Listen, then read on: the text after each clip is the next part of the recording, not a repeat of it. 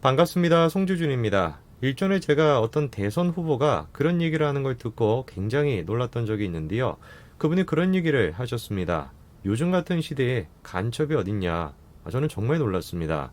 요즘 같은 시대에 간첩이 어디 있는 게 아니라 요즘 같은 시대이기 때문에 간첩이 있는 것이죠. 물론 그 얘기를 할 당시에는 현재보다는 좀 낫기는 나았습니다. 현재 지금 문재인 정권 들어서는 상황이 어떻게 됐습니까? 훨씬 더 심각해졌죠. 근데 안타까운 게 뭐냐? 아직까지도 간첩 이런 얘기하면은 뭐라고 사람들이 얘기해요? 야, 그런 식의 색깔론 펴지 마라 이렇게 얘기하고, 간첩 야 그거 무슨 뭐 영화에나 나온 거 아니냐? 젊은 사람들은 그렇게 생각합니다. 오늘 제가 그래서 영상을 통해서 현재 지금 문재인 정권에서 벌어지고 있는 세 가지 사건에 대한 이야기를 좀 해보고자 합니다. 자, 먼저 봐야 되는 게 이 내용입니다. 이런 기사가 나왔는데요. 법원에서 경문협 8억 북한의 수령인 누군지 밝혀라 라고 요구했음에도 불구하고 통일부가 국익을 해친다면서 답변을 거부했다라는 건데요. 경문협이라고 하는 단체가 뭐냐? 바로 임종석이 대표로 있는 단체입니다. 그리고 이 단체가 하는 역할이 뭐냐? 북한의 저작권이 있는 출판물과 방송물이 있겠죠. 그거를 만약에 한국 방송에서 사용을 하면은 그거에 대한 저작권을 모아가지고 북한에 넘겨주는 거, 그게 이제 경문협이 하는 역할입니다. 그런데 2008년도에 금강산에서 다음과 같은 사건이 터지면서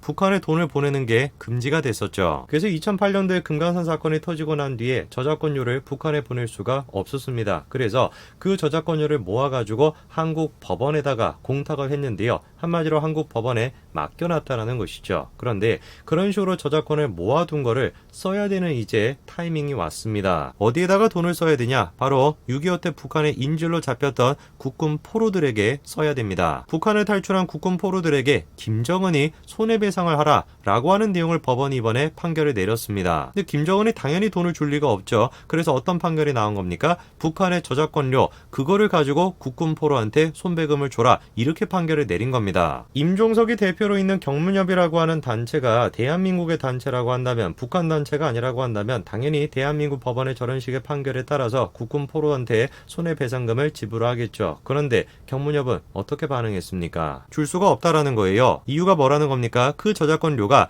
탈북 포로가 아니라 조선중앙TV에 지급해야 되는 채권이라는 것이죠. 법원이 내린 판결은 뭐라는 겁니까? 북한 정부가 손해배상을 하라는 것인데, 이 돈은 북한 정부의 돈이 아니라 조선중앙TV의 돈인 것인데 어떻게 이거를 가지고 손해배상을 할 수가 있냐? 돈 못 준다. 그게 지금 경문협의 입장입니다. 말도 안 되는 헛소리죠, 그렇죠? 왜냐? 조선중앙TV의 돈이 곧 누구의 돈이니까? 김정은의 돈이고 북한의 돈이니까 사유재산인 것 자체가 북한에 없지 않습니까? 그래가지고 법원이 이번에 다음 같은 요구를 한 겁니다. 8억 돈, 그거 도대체 누가 받았냐? 그거를 밝히라는 거죠. 8억 돈을 받은 사람이 만약에 조선중앙TV가 아니라 북한 정부였다라고 한다면은 경문협에 했던 주장이 거짓말이 되는 것이죠. 그래서 당연히 저 정보가 필요한 것인데 그거를 지금 통일부가 공개를 안 하겠다라는 겁니다. 돈을 도대체 어디에다가 줬길래, 어디에다가 돈을 썼길래 그 정보를 공개할 수가 없다라는 것일까요? 경문협이 됐건 통일부가 됐건 대한민국의 법원의 요구까지도 지금 거부하고 있는 겁니다. 다른 요구도 아니고 국군 포로들한테 손해배상을 해줘라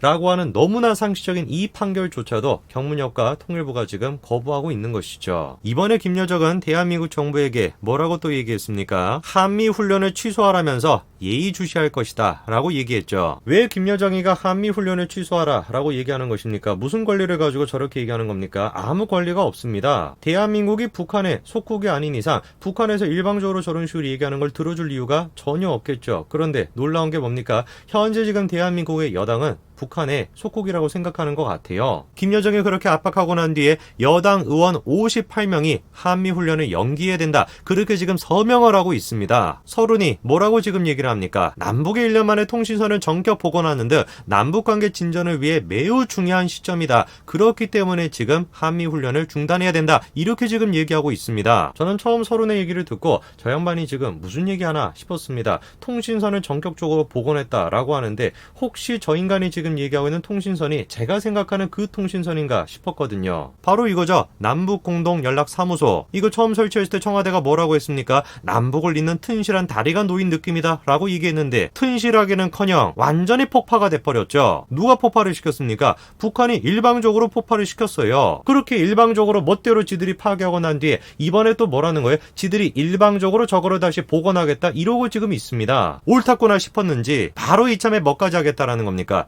종전선언까지도 하겠다라는 거죠. 왜 여당은 저렇게까지 종전선언에 집착을 하는 것일까요? 야당이 반대함에도 불구하고 무시해버리고 그냥 다수당으로서 밀어붙이겠다. 왜 저렇게까지 해가지고 종전선언을 하려고 하는 것일까요? 목적은 딱 한 가지밖에 없는 겁니다. 종전선언이 되면은 어떻게 되니까? 한미동맹이 악화가 되겠죠. 종전선언이 됐는데 미군이 대한민국에 주둔할 근거가 뭐가 남겠습니까? 사실상 없어지는 겁니다. 미군을 대한민국에서 쫓아내기 위해 가지고 저런 식으로 종전선언을 하겠다라는 거예요. 도대체 뭘 위해서? 한미동맹이 악화가 되고 미군이 대한민국에서 철수한다. 그거를 바라는 사람들이 누구 말고는 없습니까? 북한 말고는 없는 것이요. 북한을 지금 즐겁게 해주기 위해서, 북한을 지금 딸랑딸랑하기 위해 가지고 지금 이런 일들을 벌이고 있는 겁니다. 그리고 이번에 충격적인 기사가 나왔죠. 북한의 지령을 받아서 스텔스기 도입을 반대했다라는 겁니다. 다음과 같이 4명의 사람들이 구속이 될 뻔했는데 1명은 증거 불충분이고 3명의 사람이 구속이 됐습니다. 이 사람들이 뭘 했다라는 겁니까? 북한 공작원의 지령을 받고 거리 서명 운동을 하고 릴레이 시위를 하는 등 미국산 전투기인 F-35A의 도입 반대 활동을 했다는 거죠. 이제 감이 좀 오시죠, 그렇죠? 우리가 광화문을 가거나 길거리 돌아다니다 보면은 저런 식의 시위하는 사람들 널리지 않았습니까? 매번 외치는 게 뭐예요? 자주 독립해야 된대요. 자주 국방을 무슨 달성을 해야 된대요. 그러기 위해서 누가 철수해야 된다? 미군이 철수해야 된다. 그런 얘기하는 사람들이 다 한통속인 겁니다. 누구와 한통속인 거예요? 북한과 한통속인 거예요. 이번에 구속된 사람들도 어떻습니까? 2017년도에 중국에서 북한 공작원을 만났다라는 거죠. 그러면서 지령을 받았는데 한국으로 돌아가 북한 노선에 동조하는 지하 조직을 결성하라. 그런 지령을 받았다라는 겁니다. 이 사람들이 뭐라고 지금 해명을 하냐? 유학간 자녀 문제로 중국에서 문의할 사람을 만난 것이다. 이렇게 지금 얘기하고 있습니다. 정말 그럴까요? 그런 사람들이 지금 만들었다라고 하는 사이트를 한번 보십시오. 이 짓거리를 지금 하고 앉아있는데 무슨 놈의 유학 상담을 했다라는 거예요. 말도 안 되는 소리를 하는 거죠. 근데 여기서 우리가 주목해봐야 되는 게 뭐냐? 과연 저 사람들이 그냥 단순하게 저 사람들로 끝났을까 이거예요. 저 사람들은 그냥 손발만 되는 것이고 몸통은 따로 있는 거 아니냐 이거죠. 물론 그 몸통이 누구라고 우리가 생각할 수밖에 없겠습니까? 문재인 대통령과 연관되어 있는 거 아닌가라고 생각할 수밖에 없어요. 그 근거가 뭔데요? 2017년도에 문재인 대통령이 당선되는 날 북한 공작원을 만났다? 그것 때문이 아닙니다. 문제가 되는 게 뭐냐? 이번에 피의자 4명 중에 최소 3명이 문재인 대통령과 연결이 되어 있습니다. 2017년도에 문재인 더불어민주당 대선 후보에 선거대책위원회 노동특보단으로 임명이 됐던 사람들이 이 사람들입니다. 그러니까 당연히 어떤 의심이 나올 수밖에 없는 겁니까? 저 사람들은 몸통이 아니고 몸통은 따로 있을 것이다. 그리고 그 몸통이 분명히 문재인 대통령과 어떤 식으로든 연관이 되어 있을 거다. 이런 지금 의심이 나올 수밖에 없는 거죠. 3가지 사건에 대해서 제가 말씀을 드렸습니다. 대한민국 법원이 판결을 해줬음에도 불구하고 경무협의 그리고 통일부가 끝까지 지금 국군 포로에게 보상금을 안 내주겠다라고 하는 거. 그리고 또 2번째, 김여정이가 한마디를 하니까 여당 의원들이 단체로 지금 들고 일어나가지고 한미훈련을 지금 연기해야 된다라고 얘기하고 있다라는 거. 그리고 마지막 3번째, 문재인 대통령 선거대책위원회에 있던 사람들, 문재인 대통령 지지선을 했던 사람들, 그 사람들 중에 최소 3명이 북한의 공작원을 만나가지고 지하 조직을 결성해라 라고 하는 지령을 지금 받았다라는 거. 다른 사람도 아니고 사실상 문재인 대통령의 선거 캠프에 있었던 사람이 저런 식으로 지금 간첩 활동을 하고 있었다. 당연히 이거에 대해서 우리가 철저하게 수사를 하고 그 몸통이 누구인지 찾아내야 되는 것이죠. 도대체 임종석이 됐건 이인영이 됐건 경무념이 됐건 통일부가 됐건 뭘 믿고 저런 식으로 뻔뻔스럽게 행동할 수 있을까 싶었는데 믿는 구석이 따로 있었던 것 같습니다. 청와대가 지금 뒤를 받쳐주고 있고 북한이 지금 뒤를 받쳐주고 있는데 뭐가 도대체 무서울 게 있었겠습니까? 오늘까지 말씀드리겠습니다. 감사합니다.